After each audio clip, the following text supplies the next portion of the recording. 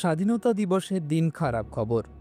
জীবনের কঠিন লড়াইতে হার মানলেন চাকরিহারা এক যোগ্য শিক্ষক।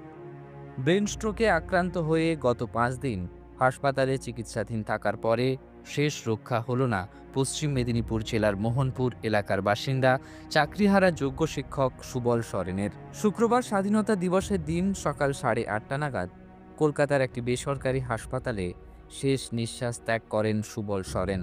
উল্লেখ্য, সুবল সরেন এসএসসি 2016-এর প্যানেলভুক্ত শিক্ষক। চাকরি করতেন ডেবরার একটি হাই স্কুলে।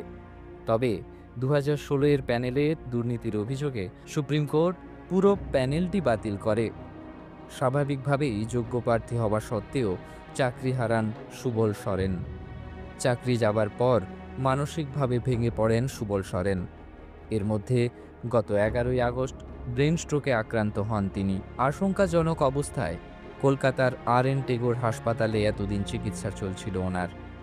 এর মধ্যে শিক্ষকের চিকিৎসার জন্য সাহায্যের হাত বাড়িয়ে দেন তার সহকর্মী, অন্যান্য চাকরিহারা যোগ্য শিক্ষকরা। তবে শেষ রক্ষা হলো না। স্বাধীনতা দিবসের দিন সকালে পশ্চিম মেদিনীপুর জেলার মোহনপুর ও শিক্ষকের কর্মস্থল ডেবরাতে এলো দুঃখজনক খবর। হাসপাতালে প্রাণ হারিয়েছেন সুবল সরেন। ঘটনায় শিক্ষকদের পরিবারের লোকজনের পাশাপাশি স্কুলের সহকর্মীরা শোকাহত।